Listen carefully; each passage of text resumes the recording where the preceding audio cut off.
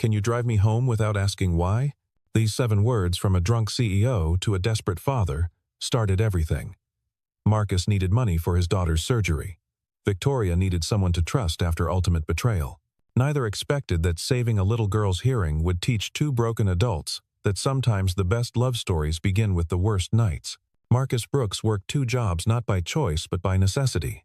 By day, he navigated the city's maze of streets as a rideshare driver, memorizing shortcuts and learning to read passengers' moods in rearview mirror glances. By night, he transformed into something else, entirely, at this upscale establishment, mixing drinks with the same careful attention he'd once given to reviewing patient charts. The transition from doctor to driver hadn't been gradual. It had been as sudden and violent as the accident that took everything from him 2 years ago. His daughter Emma was 6 years old now, though she inhabited a world growing increasingly silent. The hearing loss had started subtly missed calls from across the playground, the television volume creeping higher. Now, without the surgery scheduled in 2 weeks, that silence threatened to become permanent. Every dollar Marcus earned, every exhausting double shift, every moment stolen from sleep, went toward the mounting medical bills that insurance wouldn't fully cover. Victoria's story unfolded in opposite directions. At 30, she commanded a technology investment firm that moved millions with her signature. She'd built walls of competence and calculation around herself, each brick mortared with the lessons of a childhood spent in foster homes, where affection came with conditions and trust was a luxury she couldn't afford. The conference rooms where she now presided had become her kingdom, the quarterly reports her gospels. She believed in numbers because numbers didn't lie, didn't betray, didn't disappear in the middle of the night, leaving only a note and an empty dresser drawer. But tonight, those numbers had turned against her. The CFO she'd trusted, mentored, and considered her only real confidant in the corporate maze had been photographed in a downtown restaurant, sliding documents across a table to her biggest competitor. The betrayal cut deeper than any childhood abandonment, because this time, she'd chosen to trust. This time, she'd thought she was smart enough to know better. The rooftop bar had seemed like the right place to disappear into expensive alcohol and anonymous faces. She'd ordered drink after drink, each one a small rebellion against the control she'd maintained for so long. The other patrons gave her space, recognizing either her face from business magazines or simply the aura of someone drinking alone by choice. Marcus had noticed her from behind the bar, not because he recognized her. He didn't read those magazines anymore, but because he recognized the particular way someone held themselves when they were one drink away from shattering. "Your keys," he said quietly when she stood to leave, swaying slightly despite her efforts to appear steady. "I'm perfectly capable of driving myself home." The words came out sharp but hollow, like arrows with no points. "I'm sure you're capable of many things. Driving tonight isn't one of them." Something in his tone, not condescending, not pitying, just matter of fact, made her pause. She looked at him properly for the first time, taking in the slight gray at his temples, the careful way he moved, the hands that seemed too precise for someone who simply mixed drinks. "Fine. You drive then. I assume you know how to do that without asking questions?" Marcus nodded, signaling to another bartender to cover his station.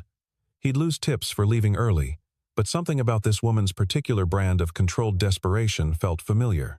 He'd worn that same expression in hospital bathroom mirrors, trying to hold himself together with willpower and soap-scented water. Her car was exactly what he'd expected, a black Tesla, sleek and silent as a shadow. She gave him the address without looking at him, then curled against the passenger window like she was trying to become part of the glass. The city lights blurred past in streams of gold and red, each traffic light a pause in their strange journey together. "Do you ever wish you could just disappear?" The question came so quietly he almost missed it, her breath fogging the window as she spoke. Marcus considered his answer carefully, navigating a turn while weighing his words. "Disappearing is easy. It's the staying that takes courage." She turned to look at him then, really look at him, as if seeing past the uniform and the careful professional distance he maintained.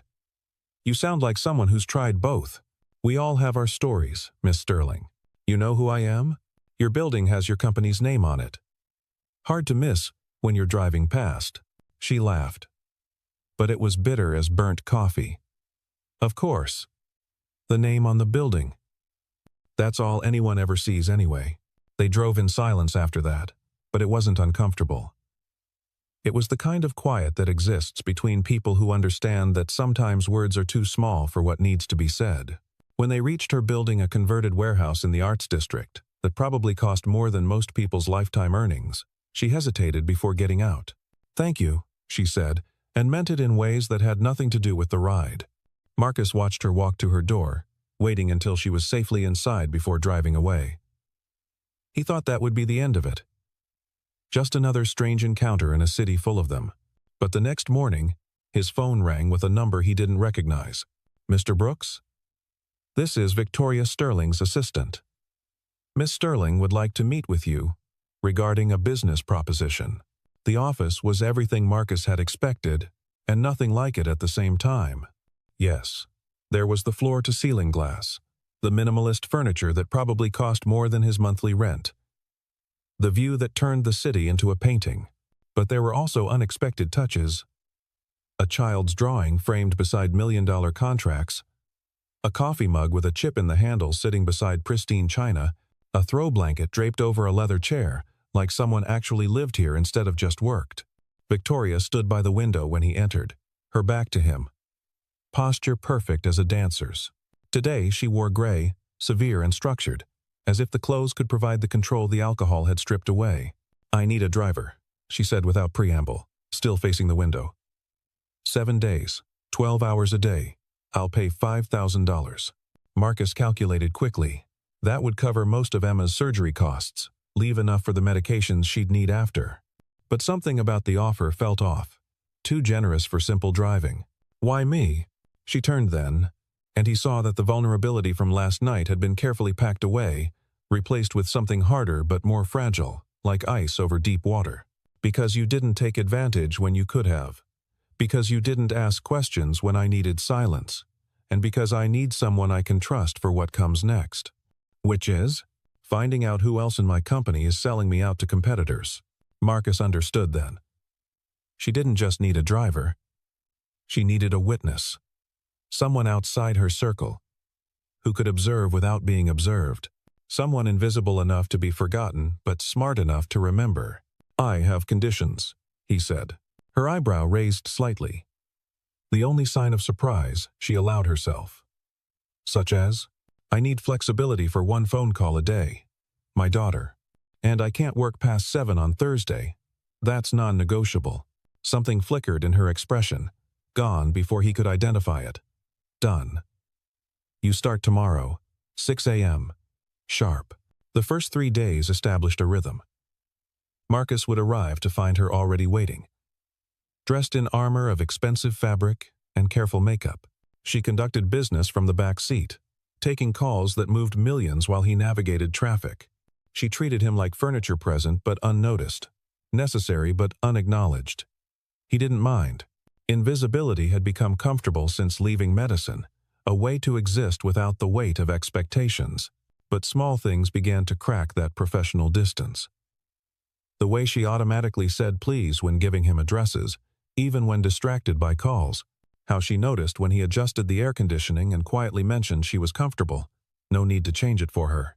The morning she handed him coffee without being asked, prepared exactly how he liked it, though he'd never told her his preferences. On the 4th day, everything shifted. They were parked outside a law firm, waiting while she finished a call about patent disputes.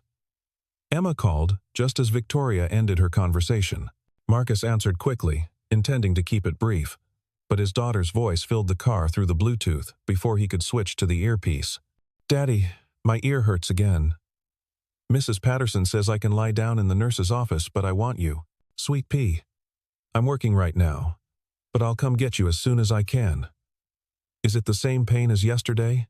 Worse. And the sounds are getting more fuzzy. Daddy, what if the operation doesn't work? What if I can't hear anything ever again?" Marcus's hands tightened on the steering wheel, knuckles white with the effort of keeping his voice steady. "Hey, we talked about this. Dr. Morrison is the best there is. You're going to be fine. Promise." "I promise, Emma." Now let Mrs. Patterson give you some medicine for the pain, and I'll be there as soon as Miss Sterling is done with her meetings. Is Miss Sterling pretty? Marcus caught Victoria's eyes in the rearview mirror, saw amusement there mixed with something else. She's my boss, M. That's not what I asked. I'll see you soon, sweet pea. I love you. Love you too, Daddy. Even if I can't hear you say it soon. The call ended, leaving silence that felt heavier than lead. Marcus stared straight ahead, waiting for Victoria to say something about personal calls during work hours, about maintaining professional boundaries. Instead, she asked quietly, "How long has she been losing her hearing?" 6 months. Started gradually, accelerating now. She has otosclerosis, abnormal bone growth in the middle ear. It's treatable with surgery, but the window is closing. 2 more weeks and the damage might be irreversible, and her mother died 2 years ago. Car accident. He didn't add the rest that he'd been the attending physician in the ER that night, that he'd had to choose between 2 critical patients, that choosing the other had meant watching his wife die while he saved a stranger. The stranger had lived. His wife had not. The medical board had cleared him of any wrongdoing, but Marcus had never cleared himself. Victoria was quiet for a long moment. Then, surprising them both, she said, "I grew up in foster homes. 7 different ones before I aged out. You learn not to get attached to voices because they always leave eventually. But I remember every single one, every bedtime story, every lullaby, every good morning, and how was school. Your daughter will remember your voice, Mr. Brooks, no matter what happens." It was the most personal thing she'd said to him, offered like a gift he hadn't asked for but desperately needed. The moment broke when her phone rang, the board calling about an emergency meeting. But something had shifted between them. An understanding that went beyond employer and employee, beyond their careful professional distance. That evening, Marcus was preparing to leave when chaos erupted in the office. Victoria's assistant rushed past, papers flying, followed by the head of security and 2 lawyers. Through the glass walls of Victoria's office, Marcus could see her standing very still while people gestured wildly around her, their voices muffled but clearly agitated. He should have left. His shift was over. Emma was waiting. But something made him stay. Sitting in the reception area, pretending to read a magazine while the drama unfolded. An hour passed before the crowd dispersed, leaving Victoria alone in her office, staring at something on her computer screen. Marcus knocked quietly. She looked up, surprised to see him still there. "I thought you left. Seemed like you might need a ride somewhere." She laughed. But it was hollow. "I need a ride to somewhere that doesn't exist. Somewhere people don't steal everything you've built," while smiling at you over morning coffee. "Who was it?" "David. My CFO. My friend. The only person I trusted with everything: access codes, financial records, strategic plans. He's been feeding information to Apex Industries for 6 months. They're going to announce a competing product next week using our research, our algorithms, everything we developed." She slumped in her chair, suddenly looking younger than her 30 years. "I should have known. I should never have trusted anyone." Marcus moved into the office, sitting in the chair across from her desk. "Can I tell you something? As someone who made the worst mistake of his life because he thought he knew everything?" She nodded, too tired to maintain pretense. "The mistake isn't trusting people. The mistake is thinking that when someone betrays that trust, it says something about you instead of them. You trusted because that's what humans do. He betrayed because that's what he chose to do. Don't let his choice change who you are. Easy to say when it's not your company about to be destroyed. No. But it was my wife who died because I made the wrong call. Different scale. Same guilt." Victoria looked at him sharply. "You were there when she?" "I was the attending physician. 2 critical patients came in simultaneously. I had to choose who to treat first. I chose, based on medical probability, the patient most likely to survive. That patient wasn't my wife. He'd never said it out loud before. Not like this. Not to someone who might understand the weight of choosing and losing simultaneously. That's not your fault, isn't it?" I knew her injuries. Knew the statistics. I made the logical choice. The professional choice. But maybe if I'd chosen differently, let emotion override logic just once, you'd have lost them both, Victoria said quietly. And Emma would have no one. They sat in silence, two people carrying weights they'd never asked for but couldn't put down. Finally, Victoria straightened. I need your help, not just as a driver. David doesn't know that I know yet. I have 3 days before the board meeting where he plans to call for my resignation. 3 days to find proof of his betrayal and protect my company. What do you need me to do? Be my shadow. Come to meetings? Listen to conversations. Sometimes the invisible person sees the most. Marcus thought of Emma, of the surgery money, of the risk of getting involved in corporate warfare. Then he thought of this woman who'd just heard his worst failure and hadn't flinched. Okay, but we do this legally. No breaking and entering, no hacking, nothing that puts either of us in jail. Agreed. Though I should mention, it's not breaking and entering when you own the building. For the next 2 days, Marcus became Victoria's constant shadow. He stood in corners during meetings, taking mental notes of who seemed nervous, who avoided eye contact, who whispered in hallways when Victoria appeared. His medical training, the years of reading patient body language and detecting what people didn't say, proved unexpectedly valuable. It was Marcus who noticed that David's assistant, Jennifer, always scheduled his personal appointments for immediately after Victoria's strategic planning sessions. It was Marcus who observed that the IT director grew nervous whenever certain servers were mentioned. And it was Marcus who suggested they check the security footage from the parking garage, where people felt safe having conversations they wouldn't have inside. You're not just a driver, Victoria said on the 6th day as they reviewed the evidence they'd gathered. You're something else. Something more. I was a doctor. Internal medicine. Emergency specialty. Spent 12 years learning to see what people don't say, to piece together stories from symptoms. Why did you quit? Really? Marcus considered lying, giving her the simple version.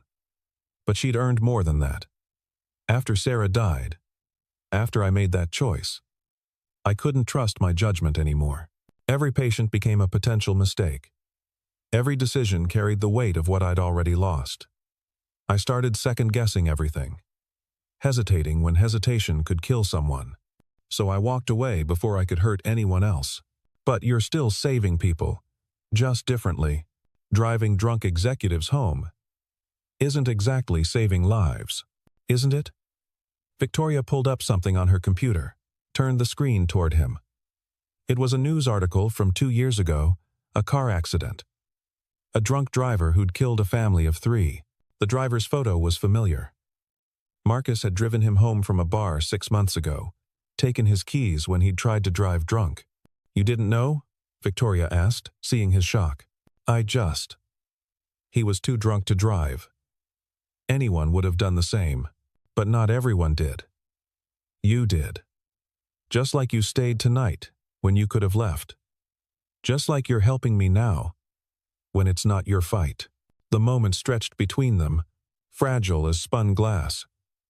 Then Emma called again, breaking the spell. This time, Marcus didn't try to hide the conversation. Hey, sweet pea. How was school? Quiet, Emma said, and Marcus could hear her trying to be brave. Everything's getting quieter, Daddy. But Mrs. Patterson taught me some sign language today. Want to see when you get home? I'd love that. Maybe you can teach me too? Yeah. Oh, and Daddy? I drew a picture of you at work. You're standing next to a really pretty lady with dark hair. Is that Miss Sterling? Marcus caught Victoria smiling slightly. Yes. M. That's her. Good. You look happy in the picture. You haven't looked happy in a long time. Children had a way of speaking truths adults spent years learning to hide. Marcus felt his face warm, but didn't deny it. After the call ended, Victoria was quiet for a moment. Then, carefully, as if the words were fragile, she said, "The surgery.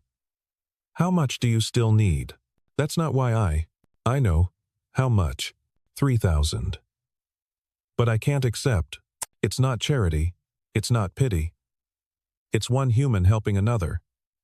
Because she can.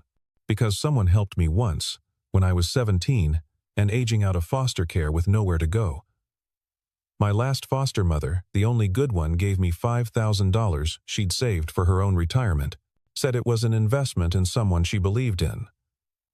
I tried to pay her back years later. She refused. Told me to pay it forward instead. Marcus felt his throat tighten. I can't. You can. You will. Because it's not about you or your pride. It's about Emma hearing your voice for the rest of her life. The 7th day arrived too quickly. Tomorrow, their arrangement would end. Victoria would face the board with the evidence they'd gathered. Marcus would go back to his 2 jobs, though now with enough money for Emma's surgery. They should have been relieved. Instead, there was a tension neither acknowledged. A sense of something unfinished. The board meeting was scheduled for 4 o'clock. By 3:30, Victoria had everything prepared: documents, recordings, witness testimonies. David still didn't know she knew, still smiled at her in the hallway with the same false warmth he'd perfected over years of betrayal. You should go, Victoria told Marcus as the board members began arriving. This isn't your fight anymore. But Marcus stayed, standing in the back of the conference room as the meeting began. He watched David present his case for why Victoria should step down, citing falling profits and questionable decisions. He watched Victoria sit quietly, letting him hang himself with his own words, and he watched her finally stand, commanding the room's attention with a presence that made everyone else seem small. Before we discuss my leadership, she said calmly, I'd like to present some interesting data our security team uncovered. What followed was a masterclass in controlled destruction. Victoria laid out David's betrayal piece by piece, each revelation building on the last, until the full picture emerged: months of stolen data, secret meetings, bribes and promises that would have destroyed everything she'd built. David tried to deny it at first, then deflect, then finally sat in defeated silence as his carefully constructed plan crumbled. The board voted unanimously to terminate David immediately and pursue legal action. Several members apologized to Victoria for doubting her leadership. She accepted their apologies with grace, but without warmth, already planning the restructuring that would prevent such betrayal from happening again. As the room cleared, Marcus approached her. That was impressive. It was necessary. She looked tired suddenly, the adrenaline fading. And it wouldn't have happened without you. Thank you. It was just a job. No, she said firmly. It wasn't. We both know. It wasn't. They stood there. 2 people who'd found each other at exactly the wrong time. In exactly the right way. Marcus wanted to say something more, to acknowledge what had grown between them in 7 days of careful observation and unexpected honesty. But his phone buzzed Emma's school. There had been an incident. She'd collapsed during music class. Go, Victoria said immediately. Take my car. It's faster. Marcus ran, taking her keys without argument. The drive to the hospital was a blur of red lights ignored, and prayers muttered to a God he wasn't sure he still believed in.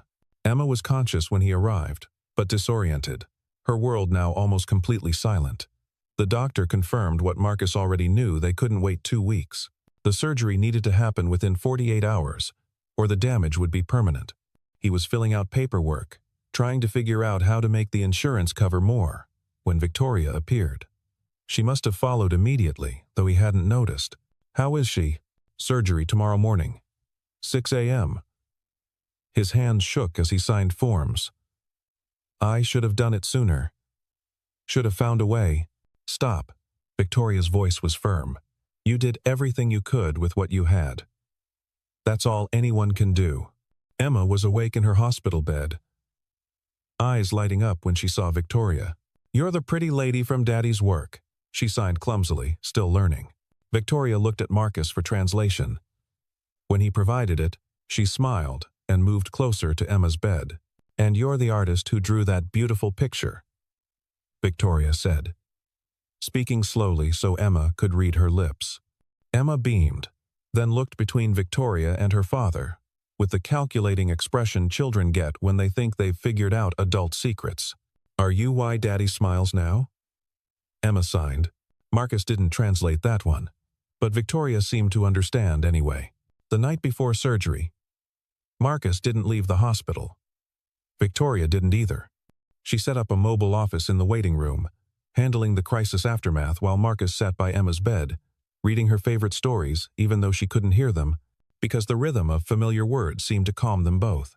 At 3 a.m, Victoria found him in the hospital chapel, a place he hadn't entered since Sarah's death. "Couldn't sleep either?" she asked, sitting beside him on the worn wooden pew. "I keep thinking about choices. How every choice eliminates 1,000 other possibilities. If I'd chosen differently 2 years ago, Sarah would be here. But then I think, if Sarah were here, I'd never have taken that job at the bar. Never would have driven you home. Never would have this. And I don't know how to feel about that." Victoria was quiet for a long moment. "I think," she said slowly, "that grief and gratitude can exist in the same space. You can mourn what was lost while still being thankful for what was found. They don't cancel each other out. They just coexist. Is that what this is? What we found?" "I don't know what this is," Victoria admitted. "I know that a week ago I trusted no one. Now I'm sitting in a hospital chapel at 3 a.m. because I can't imagine being anywhere else. I know that watching you with Emma makes me remember that love isn't always a weakness. And I know that when you leave tomorrow, after her surgery, something important leaves with you. What if I didn't leave? Marcus. Not romantically. Not yet. Neither of us is ready for that. But what if I didn't disappear? What if we just existed in the same space for a while? See what grows." Victoria looked at him, this man who'd driven her home when she was broken, who'd helped her save her company, who was now inviting her into his life's most fragile moment. "I'd like that," she said simply. The surgery lasted 4 hours. Marcus paced the waiting room while Victoria worked on her laptop, but her eyes tracked his movement more than her screen. When the surgeon finally emerged, still in scrubs, both of them stood. "It went perfectly," Dr. Morrison said. "We were able to repair the damage completely. She'll need therapy to adjust to hearing again. But she's going to be fine." Marcus's knees nearly buckled with relief. Victoria's hand found his, squeezing once before, letting go. Emma woke up slowly, groggily, the world returning in pieces. But when Marcus whispered, "Hey, sweet pea," her eyes widened with wonder. "Daddy, I can hear you. It's fuzzy, but I can hear you." The joy on his daughter's face was worth every exhausting shift, every moment of doubt, every sacrifice he'd made to reach this moment. "And who's that?" Emma asked, pointing at Victoria. Her voice slurred from medication but clear with curiosity. "That's Victoria. She's a friend. The pretty lady who helped us?" Victoria moved closer to the bed. "How did you know I helped?" Emma smiled with the wisdom children sometimes possess. "Because Daddy only lets special people see him cry. And you're here." 3 months later, Marcus stood in front of a classroom at the medical school, teaching again for the first time since Sarah's death. He taught differently now, not just the science, but the humanity of medicine, the weight of choices, and the grace required to live with them. Victoria had restructured her company, implementing new security measures, but also something else, a healthcare initiative for employees' families, inspired by watching Emma's struggle. She'd asked Marcus to consult on it, to help design something that actually helped instead of just looking good in annual reports. They met for coffee twice a week. Nothing romantic, just 2 people slowly learning to trust.